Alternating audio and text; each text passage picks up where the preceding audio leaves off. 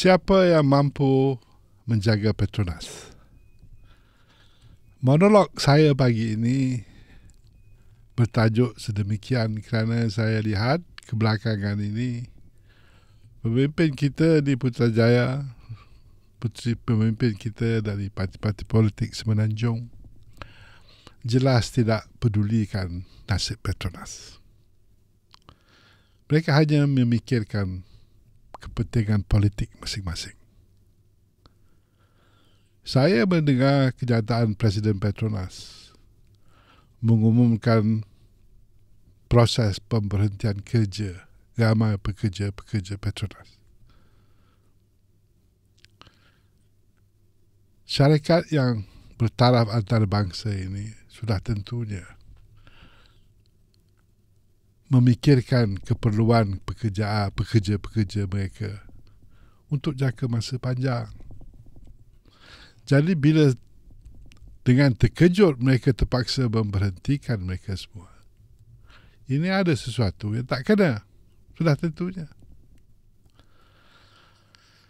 Saya percaya ini ialah kerana hak eksklusif Petronas kepada minyak dan hasil-hasil gas di negara kita yang diberi kepadanya secara eksklusif oleh Petroleum Development Act telah hilang.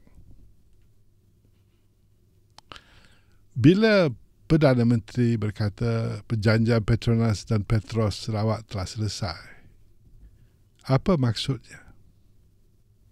Apa implikasi kewangannya kepada Petronas? Eloklah kalau dia perjelaskan.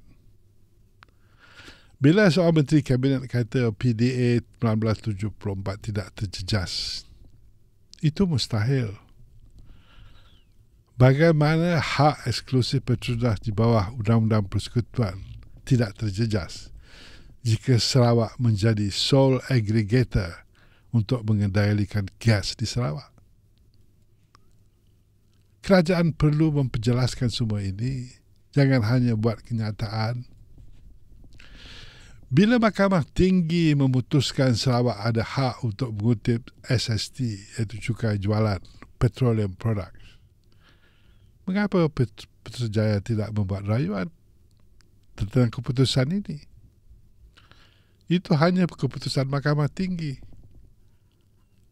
Mengapa tidak merayu kepada Mahkamah Rayuan, Mahkamah Persekutuan? Kalau Batu Putih kita bersungguh-sungguh mahu membuat rayuan walaupun tak ada asas, walaupun ia adalah seketul batu seluas sebuah padang bola, mengapa tidak mahu merayu kes yang menyebabkan kita hilang berbilion ringgit yang Petronas kena bayar?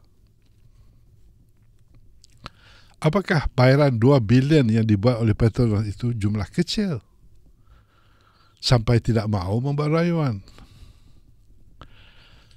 Inilah persoalan saya. Di mana pembelaan kepada Petronas dari kerajaan kita, dari kerajaan persekutuan? Di mana pembelaan Petronas untuk mengutip hasil minyak dan gas di negara ini? Hak yang diberinya secara eksklusif pada tahun 74. Di mana pembelaan kepada jasa Tun Razak dan Tengku Razali Hamzah menubuhkan Petronas untuk kita semua? Saya mencabar ada ahli parlimen yang ada sedikit perasaan patriotisme kepada negara ini. Bersuaralah dalam hal ini. Mana dia suara-suara pembela bangsa yang kuat bersuara itu, yang lantang bersuara? Nasib Petronas dan nasib kita tidak boleh dipisahkan.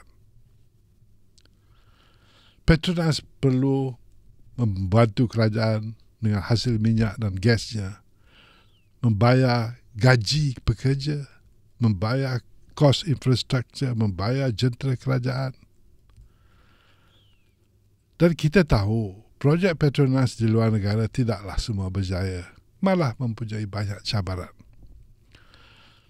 Pengalaman di Kanada, pengalaman Petronas di Sudan, banyak kerugian.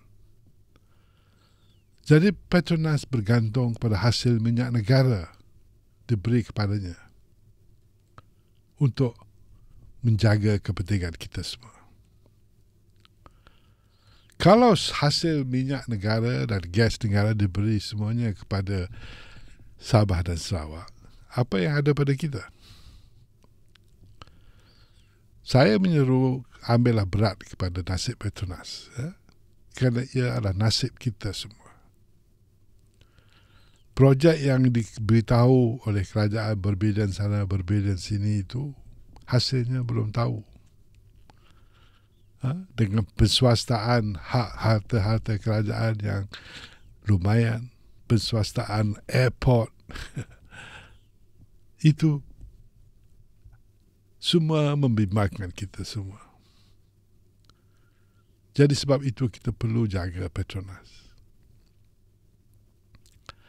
Jadi kita perlu tunjuk sikap patriotisme yang tinggi dalam hal ini. Dan tidak hanya menumpukan kepada perasaan keadarahan yang melulu. We have to think of the nation. Jadi saya menyerulah ahli-ahli parlimen yang bersidang. Ask the right question. Try and get the right answers from this government. Thank you.